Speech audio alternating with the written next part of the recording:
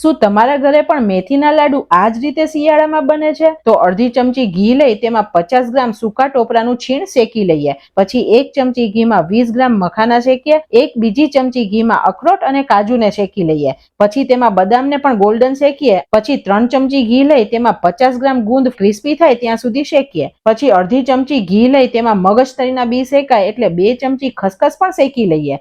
આ બધું મિશ્રણ ક્રશ કરી લઈએ અને ગુંદરને પણ ક્રશ કરી લઈએ. પછી 4 ચમચી ઘીમાં ઘઉંનો લોટ હલકો થાય ત્યાં સુધી શેકીએ.